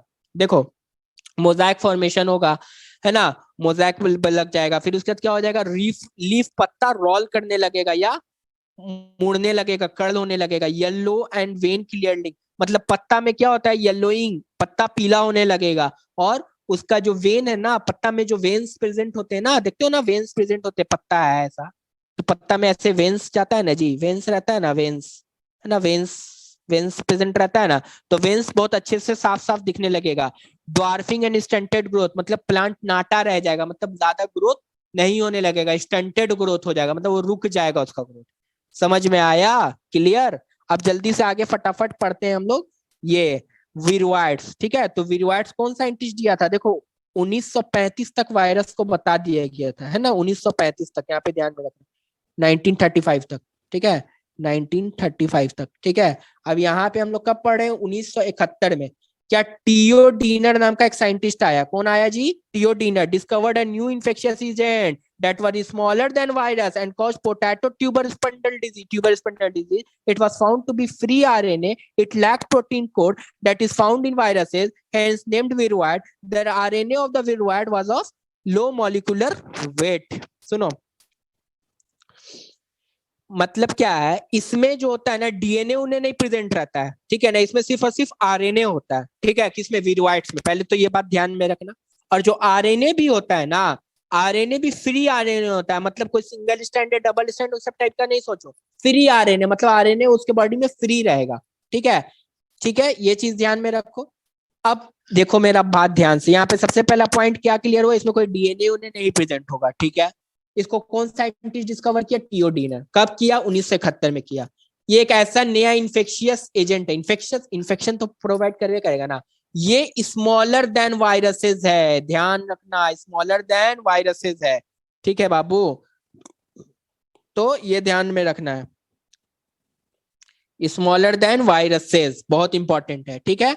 कौन साइंटिस्ट दिया, टीओडीनर ने दिया 1971 में, ठीक है। इस वायरस से भी छोटा होता, कौन सा बीमारी पैदा करता है जी ये इससे, इसके वजह से यही बीमारी होता है, जब रट जो potato spindle tuber disease. Potato spindle tuber disease कहाँ होगा, पीएसटीडी कहाँ होगा, सोचो प्लांट में ही ना होगा यार, पोटैटो का रिलेटेड तो पोटैटो में ही होगा। तो पेड़ आलू आलू में होता है, तो पोटैटो स्पिंडल ट्यूबर डिजीज उसका नाम है, ठीक है। ये बीमारी कौन सा पैदा करता है, पीएसटीडी, इसको शॉर्ट फॉर्म में याद करो, पीएसटीडी। कौन सा बीमारी विरुआर्ट्स पैदा करता है। और कभी कभी तुम लोगों से ना इसका फुल फॉर्म भी पूछ सकता है, पीएसटीडी का फुल फॉर्म बोलो तो पोटैटो स्पिंडल ट्यूबर डिजीज, इसलिए ध्यान रखना है चीज को। मेरे बुक में सब कुछ मिलेगा, टेंशन नहीं लो। It was found to be free RNA, इसमें आरएनए कॉम्पैक्ट मतलब अरे ये नहीं रहता, उनके से अटैच्ड नहीं होता, वो फ्री रहता है। It was lack the protein code, कौन सा प्रोटीन कोड वायरस में प्रेजेंट होता था, जल्दी बताओ, कैप्सिड प्रेजेंट होता था बाबू। तो कैप्सिड इसमें एब्सेंट होगा, it lack the protein code, मतलब प्रोटीन कोड इसमें प्रेजेंट कैप्सोमेर्स कैप्सिड होगा ही नहीं, ठीक है। That is found in viruses, जो वायरस में रहता था, इसीलिए इसका नाम विरुआइड पड़ गया। ये चीज जानते हो, इससे एम्स में क्वेश्चन आया था तब। विरुआइड इज कॉल्ड, विरुआइड का नाम विरुआइड क्यों पड़ा, तो विरुआइड का नाम विरुआइड इसलिए पड़ा क्योंकि इसमें प्रोटीन कोड एब्सेंट होता है, जो वायरस में प्रेजेंट होता है। तो ये चीज ध्यान में रखना, ठीक है ना, इसीलिए इसका नाम विरुआइड भी आ गया, ठीक है, इसलिए विरुआइड इसको बोलते हैं, ठीक है। उसके बाद देखते हैं हम लोग, the RNA of the viroid was of low molecular weight, मतलब उसका मॉलिक्यूलर वेट जो है आरएनए का as compared to the virus, उसका जो आरएनए का वेट होगा, क्योंकि फ्री आरएनए होगा तो क्या होगा, कम होगा, लो होगा, ठीक है। चलो प्रियॉन्स, प्रियॉन्स प्रियॉन्स पढ़ते हैं हम लोग, ये जो बहुत इंपॉर्टेंट मैंने बताया मैंने क्वेश्चन में। In modern medicine certain infectious neurological disease, इससे जानते हो दिमागी बीमारी होती है, ठीक है ना, ये चीज ध्यान रखना। इन्फेक्शियस न्यूरोलॉजिकल डिजीज आज के जमाने में मॉडर्न मेडिसिन, मतलब मॉडर्न आज के डेट में देखा जा रहा है कि बहुत सारा infectious neurological disease were found to be transmitted by an agent causing an abnormally folded protein. जो प्रोटीन्स वायरस के अंदर प्रेजेंट रहती है ना बाबू, उसी के प्रोटीन्स का जो अरेंजमेंट होता है, जो कैप्सोमेर्स, जो मतलब कैप्सिड है उसके अंदर कैप्सोमेर्स, तो उसका जो अरेंजमेंट होता है ना प्रोटीन का, मतलब तो वो क्या होता है ना, एबनॉर्मली फोल्डेड हो जाता है। मतलब उस जो जैसे कि ये देखो प्रोटीन है वायरस में, तो इसके अंदर प्रोटीन है अरेंज्ड है ना। अब ये क्या है कि एबनॉर्मली फोल्डेड हो जाएगा, मतलब ऐसे ऐसे ऐसे ऐसे ऐसे ऐसे ऐसे ऐसे ऐसे फोल्डेड हो गया, ठीक है। ये मतलब प्रियॉन्स में क्या हो गया, यही प्रोटीन फोल्डेड ऐसे ऐसे घुस गया। तो यही क्या हो गया कि एबनॉर्मली फोल्डेड प्रोटीन्स होने के वजह से इसमें प्रॉब्लम आती है, तो ये प्रियॉन्स बन जाता है, समझ में आया ना। तो क्या हुआ सुनो, ये क्या है, प्रियॉन्स किसमें होता है, न्यूरोलॉजिकल डिजीज है। Were found to be transmitted by an agent consisting of abnormally folded protein, मतलब ऐसा चीज से होगा कि जिसमें प्रोटीन का फोल्डिंग जो है वो एबनॉर्मली फोल्डेड हो गया है, समझ में आ गया ना। The agent was similar in size to virus, ये बहुत इंपॉर्टेंट लाइन है, बहुत इंपॉर्टेंट लाइन जिसको कोई काट नहीं सकता है। ये जो एजेंट होता है प्रियॉन्स होता है, ये वायरस जितना बड़ा होता है ना, एकदम सिमिलर साइज का होता है, लेकिन विरुआइड्स ऐसा होता है नहीं होता है। तुमको क्वेश्चन ऐसा भी बना करके दे सकता है, जो मेरे बुक में बिल्कुल मेंशन मिलेगा।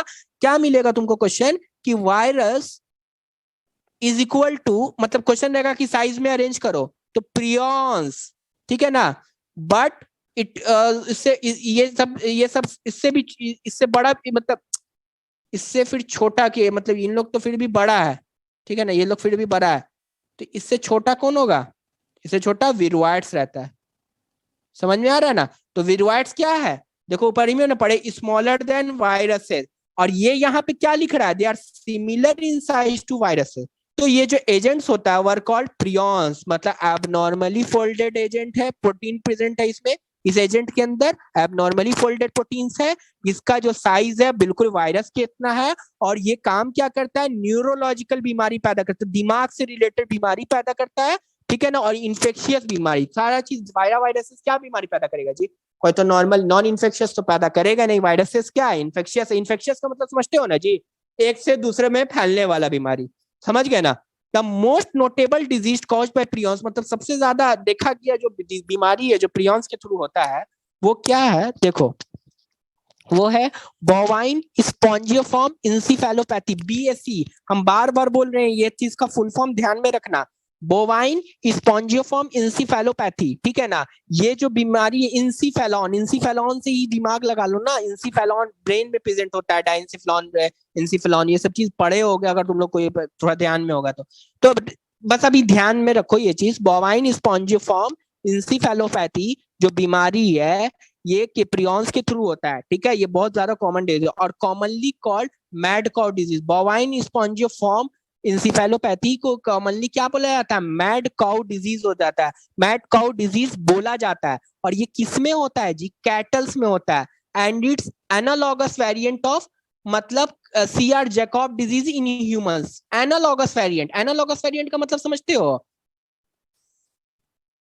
स्ट्रक्चर थोड़ा सा सेम रहता है, समझ रहे हो ना। एनालॉगस का मतलब क्या है, इसमें भी क्या है कि देखो बोवाइन स्पॉन्जियोफॉर्म इंसिफेलोपैथी जो बीमारी है इसको कॉमनली कौन सी बीमारी के नाम से जाना जाता है, मैड काउ डिजीज। और ये किस में होता है, कैटल में होगा, काउ में होगा, बफेलो में होगा, जो कैटल और तो इस चीज में होगा। और ये जो बीमारी का जो वेरिएंट है बोवाइन स्पॉन्जियोफॉर्म इंसिफेलोपैथी जो है, इसका जो मतलब वेरिएंट होगा, एनालॉगस वेरिएंट होगा सीआर जैकब डिजीज, सीजेडी। जो ह्यूमंस में, मतलब ह्यूमंस के अंदर प्रियॉन्स कौन सा बीमारी पैदा करते हैं, सीआर जैकब डिजीज ह्यूमंस से प्रेजेंट होता है। लेकिन जो बीएसई जो इंसिफेलोपैथी था, मतलब इसमें जो वेरिएंट है वो एनालॉगस वेरिएंट, मतलब कहने का मतलब उसका फंक्शन एक दूसरे से सिमिलर मिलता जुलता रहेगा, समझ रहे हो ना। जो तरह का सिम्टम्स इसमें दिखाई देगा ना, कुछ कुछ ह्यूमंस में भी उसका मतलब वेरिएंट तो सेम है ना, उसका फंक्शन एनालॉगस वेरिएंट है उसका, ठीक है। क्लियर हो गया। अब हम तुम लोग को एक बात बताते हैं, लाइकेंस। लाइकेंस बहुत आसान है, लेकिन हम तुम लोग को पढ़ा भी चुके हैं बहुत जल्दी में, हम तेजी में 2 मिनट में हम खत्म कर रहे हैं, ठीक है। चलो देखो लाइकेंस क्या है, सिम्बायोटिक एसोसिएशन से mutually useful association between algae and fungi, बता चुके थे। सिम्बायोटिक मतलब हम दोनों एक दूसरे का, हम भाईचारगी, दोनों एक दूसरे के साथ चलेगा। इसी में जो अलगल कंपोनेंट है ना, उसी का नाम क्या हो जाता है, फाइकोबायोन, ध्यान रखना। और जो फंगल कंपोनेंट था उसका नाम क्या हो जाता है, माइकोबायोन। तो which are autotrophic and heterotrophic, तो ऑटोट्रॉफिक कौन सा होगा, अलगल कंपोनेंट होगा, खाना खुद से बनाता है। और माइकोबायोन फंगल कंपोनेंट क्या होगा, हेट्रोट्रॉफिक होगा, रिस्पेक्टिवली। बात खत्म। एल्गी का काम क्या होता है, खाना बनाना फंजाई के लिए, और फंजाई का काम क्या करना, उसको शेल्टर देना, और मतलब उसको मतलब एक ढक करके रखता है, मतलब उसको एक जगह देता है कि एल्गी यहाँ पे तुम रहो, फंजाई का काम, ठीक है ना। और उसको बहुत सारा मिनरल न्यूट्रिएंट्स जो फंजाई एब्जॉर्ब करेगा, मिनरल न्यूट्रिएंट्स मतलब ग्राउंड से या कहीं पर भी जो है, और वाटर फॉर इट्स पार्टनर, मतलब वो उसको खाना और पानी प्रोवाइड, मतलब देखो खाना कौन दे रहा है, सुनो बात ध्यान से देखो, खाना कौन बना रहा है फंजाई के लिए, एल्गी बना रहा है, ऑटोट्रॉफी का खाना बना रहा है। फंजाई क्या दे रहा है, उसको रहने का जगह दे रहा है, और मिनरल न्यूट्रिएंट्स को एब्जॉर्ब कर करके और पानी को एब्जॉर्ब कर करके किसको पहुंचा रहा है, एल्गी को दे रहा है। तो ये दोनों एक दूसरे के लिए मदद कर रहा है, दोनों एक दूसरे से मदद ले रहा है। So in close in their association one saw lichen in nature one could never imagine that they are the two different organism within them. जब तुम लाइकेन को देखोगे तो तुमको कभी भी नहीं पता चलेगा कि इसके अंदर दो ऑर्गेनिजम्स है, एकदम बिल्कुल दम घुल मिल जाते हैं, समझ रहे हो ना, बिल्कुल दम घुल मिल जाते हैं इसमें, तो एकदम पता ही नहीं चलेगा कि कौन से ऑर्गेनिजम्स है, ठीक है। तो और लाइकेंस क्या है, जहां पर lichens are lichens are lichens are very good pollution indicator, they do not grow in polluted area।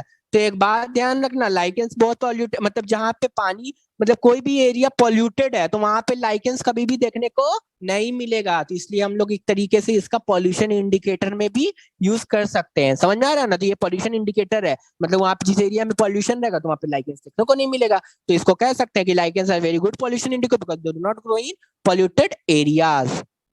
19 chat box में मैसेजेस आए हैं। हाँ, अरे देखो ये यही चीज बिल्कुल, जो ऐसे टू एयर पॉल्यूशन का तुम बात बोल रही हो ना फैबिना, ये तुम लोग इन्वायरमेंटल इश्यूज जब चैप्टर पढ़ोगे, chapter number 16 of the class 12, तो वहां पर से वो चीज रिलेटेड है। हम तुमको क्या बोल रहे हैं, एनसीईआरटी ना बहुत कॉम्पैक्ट बुक है, याद ध्यान में रखो। हर एक चीज देखो, पीछे में तुम लोग लाइकेंस पढ़ के आए, वहां पे फाइकोबायोंट और माइकोबायोंट तो पढ़े नहीं थे, और ये भी नहीं पढ़े थे कि पॉल्यूशन इंडिकेटर है कि नहीं है। अब यहाँ पर वो चीज तुमको पता चला, वहां पर तो वो चीज पता चला नहीं, तो 2-3 पेज पहले वही चीज 2-3 पेज के बाद वो चीज पता चल गई, ठीक है ना। तो ये चीज तुम लोगों को समझ में आ गया होगा। सर प्रियांश का लास्ट वाला पॉइंट एक बार और समझाइए। कुछ नहीं है, एनालॉगस है, मतलब कहने का मतलब कि जो सीजेडी जो ह्यूमंस में बीमारी होगा, जो बीएससी बीमारी मैट काउ डिजीज में हुआ, तो उसका जो फंक्शन है ना, मतलब जो बीमारी का जो वेरिएंट है ना, उसका वेरिएंट का जो फंक्शन है ना, बिल्कुल सिमिलर होगा। तुम्हारे पास एनसीईआरटी पुरानी होगी। फिर प्रियांश का लास्ट पॉइंट है, सर प्रियांश में थ्रोडोसिस से स्कारपी डिजीज होते हैं और ह्यूमंस में लाफिंग डेथ होते हैं। बाबू ये सब नहीं पढ़ना है, फैबिनाज ये सब नहीं पढ़ना है, ये सब नहीं पढ़ना है। जो लाफिंग डिजीज ये सब बोलो ना, सब एमबीबीएस में हम लोग पढ़े, ठीक है ना। ये सब चीज लाफिंग डेथ डिजीज ये सब चीजें नहीं पढ़ना है तुम लोगों को, बिल्कुल भी दिमाग मत लगाओ फालतू का फैबी। यस, इको फ्रेंडली हो सकता है। Yes yes, different function, right. Yes, मेरी पीडीएफ न्यू है, 2022 की है। सर ईयर्स भी पूछते हैं क्या एग्जाम में? बिल्कुल पूछ सकते हैं, एनसीईआरटी की कोई भी चीज पूछ सकते हैं, वो ईयर पूछ लेंगे, कुछ भी पूछ लेंगे। हम जो तुम लोगों को गला फाड़ फाड़ के इतना बात बता रहे हैं, तो वो सब क्या है, क्योंकि तुम लोग को एक इम्पोर्टेंट वो सारी चीजें है ना, वो सारी चीजें इंपॉर्टेंट है बहुत, तब मैं बता रहा हूँ। फाइकोबायोंट का मीन्स देखो ना, एल्गल कंपोनेंट को क्या बोलते हैं? फाइकोबायोंट बोलते हैं, और फंगल कंपोनेंट को माइकोबायोंट बोलते हैं। ठीक है, तो अब हमको एक बात बताओ, इस चैप्टर को खत्म हो गया, ये चैप्टर खत्म हो गया, खत्म हो गया ना चैप्टर। आज मैंने बोला था तो खत्म कर दिया ये चैप्टर। ठीक है, देखो फैलांड किंगडम बहुत तेजी में खत्म होगा, बहुत अच्छे से फटाफट खत्म होगा। ठीक है, टेंशन नहीं लेने का। 3 चैप्टर खत्म हो चुका अपन, तो हम लोग के पास 35 चैप्टर्स रिमेनिंग है। और डेज कितने बचे हम लोग के पास? अभी फरवरी नहीं है, मार्च, तो फरवरी मार्च अप्रैल, अपने पास फरवरी मार्च अप्रैल तक टाइम है। एग्जाम मई में नहीं होने वाला, एग्जाम तुम लोग का मई में नहीं होने वाला, एकदम कंफर्म रहो, एकदम मेरी गारंटी। अगर हो गया तो मेरी मतलब बोलना कि सर आपने ये बोला था कि एग्जाम मई में नहीं होगा, एग्जाम मई में नहीं होने वाला, एकदम कंफर्म रहो। एग्जाम जुलाई में या जून में होगा, लेकिन मई में नहीं होने वाला, ये बात याद रखो, ठीक है, नीट के लिए। तो क्या कंफ्यूजन हो रही है? I have a doubt sir, दोबारा बताइए। एनालॉगस वेरिएंट, अरे सेम फंक्शन, एनालॉगस को क्या बोला जाता है? स्ट्रक्चर अलग रहते हैं लेकिन वेरिएंट के फंक्शन सेम रहते हैं। नीट का पैटर्न चेंज हुआ, क्या चेंज हुआ? कुछ नहीं चेंज हुआ है। नीट का पैटर्न कंफ्यूजन हुआ sir, can you please explain CJD disease? CJD disease क्या है बाबू? सीजेडी डिजीज बेसिकली तुमको इसमें ह्यूमंस में पाए जाते हैं सीजेडी डिजीज, ठीक है ना। जैकॉब्स डिजीज उसको बोलते हैं, सीआर जैकॉब्स डिजीज उसको बोलते हैं, ठीक है ना। क्रूज फेल्डेट बोलते हैं, क्रूज फेल्डेट अपन पढ़े हैं इसमें एमबीबीएस में, जब बायोकेमिस्ट्री में we have learned in the biochemistry, is called Creutzfeldt Jakob disease, ठीक है ना। ये एक न्यूरोलॉजिकल बीमारी होती है, प्रोटीन की मिसफोल्डिंग की वजह से होती है। तो प्रोटीन का मिसफोल्डिंग किसमें प्रेजेंट होता है बाबा? प्रोटीन का मिसफोल्डिंग तुम्हारे प्रियॉन्स में प्रेजेंट होता है, क्लियर है?